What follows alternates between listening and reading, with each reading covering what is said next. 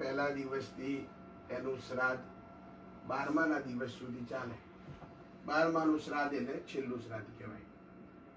12માના દિવસે આપણે એ જીવને પ્રેત યોનિમાંથી કાઢી અને પિતૃઓ સાથે ભેળવવો, પિંડ છેદન કરવું અને પિતૃઓ સાથે ભળે, એ જીવની મુક્તિ થાય. બરોબર. હવે એના માટે મેં વાત કરી હતી કે આપણે જે એમની અસ્થિ લાયેલા છીએ એ અસ્થિ આપણે ક્યાં અહીંયા ઘરમાં છે. હા, તો એને અહીં પહેલા તો ઘરે અહીંયા લવાય જ નહીં. બરોબર. પહેલી વાત. બીજી વસ્તુ કે એનું વિસર્જન જલ્દીમાં જલ્દી આપણે કરવું પડે. કેમ કે એ જીવ અત્યારે એ બોક્સમાં પેક છે, રાઈટ. અને અહીંથી આપણે એની મુક્તિ કરીએ તો એ મુક્ત થાય ખરો. આપણને કોઈક જગ્યાએ બાંધેલા હોય પછી કે હવે તમે જાઓ, તો આપણે કઈ રીતે જઈએ? એને મુક્ત કરવું પડે. અને એક વસ્તુ છે કે આપણે બધા કર્માનું વશ આ અમેરિકા દેશમાં રહીએ, આપણા ભારત દેશથી આટલા દૂર, દરેકને એવું મનમાં શ્રદ્ધા ભાવ હોય કે ભાઈ મારા જે બી અંગત ઘરના વ્યક્તિ ધામમાં જાય એ બધાને અમે ગંગાજીમાં કે યમુનાજીમાં કે ભારત દેશમાં અમે એને પ્રવાહિત કરીએ અને એની પૂજા વિધિ અમે ત્યાં કરીએ. કેમ કે આપણો દેશ, આપણી ભારત ભૂમિ પવિત્ર છે. ગંગાજી, યમુનાજી, બધી નદીઓ આપણી બધી પવિત્ર નદીઓ છે. પણ હું એક વસ્તુ તમને બધાને કહું આજે કે ભલે કોઈ બી નદી હોય, અંતે એ મળે ક્યાં આગળ? સમુદ્રને. અને તમને બધાને ખબર છે કે સમુદ્ર એક જ છે. અરાઉન્ડ ધ હોલ પૃથ્વીની આ ફરતો સમુદ્ર એક જ છે. દરેક જગ્યાએ એ સમુદ્રને અલગ અલગ નામથી ઓળખાય છે. આ બાજુ આવ્યો તો હિન્દ મહાસાગર, પેલી બાજુ ગયો તો પેસિફિક નામથી ઓળખાયો, પેલી બાજુ ગયો તો બીજા નામથી ઓળખાયો. પણ સમુદ્રદેવ એ એક જ છે. તમે અહીંયા અમેરિકામાં ઊભા રહીને સમુદ્રના કિનારે તમે એવું સ્મરણ કરો ને, ખાલી વિષ્ણુ ભગવાનને યાદ કરીને કે આ મારા જે બી સ્નેહીજન છે એની હું અસ્થિ હું ગંગાજીમાં પ્રવાહિત કરું છું, તો એનો દેહ ત્યાં ગંગાજીમાં પ્રવાહિત થાય. એટલે જે તમારો ભાવ હોય એ પ્રમાણે ઈશ્વર તમને એનું ફળ આપે. બરોબર. એટલે એ અસ્થિને આપણે વહેલી તકે ગમે ત્યારે, ભલે તમે અડધી અહીંયા પ્રવાહિત કરો, અડધી ઇન્ડિયા મોકલાવો. બરોબર. હવે ઇન્ડિયામાં ઘણી બધી ફેસિલિટી થઈ ગઈ છે. તમે અહીંથી બેઠા બેઠા તમારે ઇન્ડિયામાં 4 ભાગમાં 4 ધામમાં પ્રવાહિત કરવી હોય ને, તો એ લોકો સરસ રીતે વ્યવસ્થા કરી અને તમને હરિદ્વારમાં મોકલ્યું, હરિદ્વારમાં, રામેશ્વરમાં મોકલ્યું, રામેશ્વરમાં આપણા ગુજરાતમાં જ્યાં મોકલવી હોય, સિદ્ધપુર કે ક્યાંય બી, તો એ જગ્યાએ તમારા અસ્થિ એ લોકો વિસર્જિત કરતા હોય છે. એટલે આપણે એને પહેલાં પ્રવાહિત વહેલી તકે આજે પૂજા પતે એટલે એક વસ્તુ યાદ રાખવાનું કે એઝ સુન એઝ પોસિબલ કોઈને જવાનું હોય તો લઈ જઈને એ ગમે તે રીતે આપણે એમને પ્રવાહિત પહેલાં કરવાના. બરાબર. સેકન્ડ વસ્તુ કે 12માના દિવસે જે જીવ આપણા બધા જોડેથી અલગ થયો, એ જીવ 12માના દિવસ સુધી તમારા બધાની વચ્ચે રહે.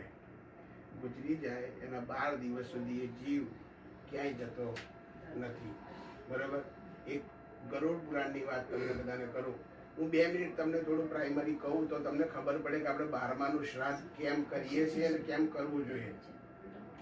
ગરુડ પુરાણની અંદર ભગવાન વિષ્ણુ ભગવાનને ગરુડજીએ બધા પ્રશ્ન કર્યા અને વિષ્ણુ ભગવાને જે જવાબ આપ્યા એ આખું ગરુડ પુરાણ છે.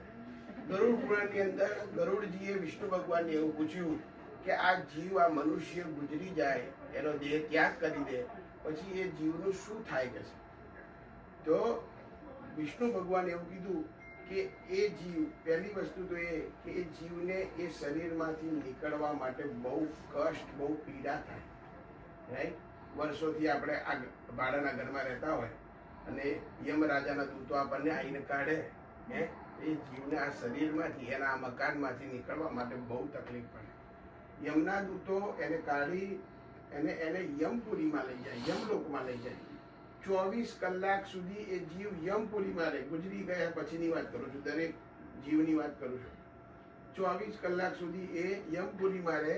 ત્યાં તેના પાપ અને પુણ્યના જીવન દરમિયાન જે કરેલા કર્મોના પાપ અને પુણ્યનો હિસાબ થાય યમરાજાની સામે. પછી એ 24 કલાક પછી જે ઘરમાં, જે સ્થાનમાં, જે પરિવારજનો સાથે રહેતો હોય ત્યાં યમુનાદૂતો એને પાછો મૂકી દે. આપણે બધાની વચ્ચે હોય, એ આપણને બધાને જોઈ શકે, બધા બોલે સાંભળી શકે, એને કોઈ ના જોઈ શકે, એ બોલી ના શકે, એનું કોઈ સાંભળી ના શકે. બરોબર? એટલા માટે 12 દિવસ સુધી 15 દિવસ સુધી આપણે એમની પાછળ યથાશક્તિ ભજન કરીએ, નામ સ્મરણ કરીએ, વિષ્ણુ સહસ્ત્ર કરીએ કે ગીતાજીના પારાયણ કરીએ. કેમ? એનો મતલબ આટલો જ કે આપણે એ કરવાથી એ જીવને એની પાછળની આગળની જે એની જે ગતિ છે એમાં એને મદદ મળે. બરોબર?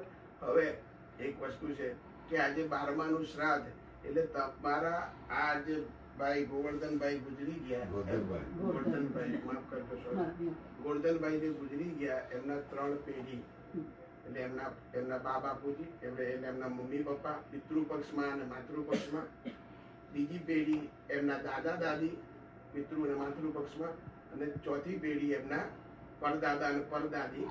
બરોબર? એ 3 પેઢી આજે અહીંયા આગળ એમને લેવા માટે આવે ને આપણે બધાએ બહુ ભક્તિભાવથી પ્રેમપૂર્વક એમને વિદાય આપવાની, એમની સદગતિ થાય, એમનો વિષ્ણુ લોકમાં વાસ થાય એવી આપણે બધાએ કામના કરવાની.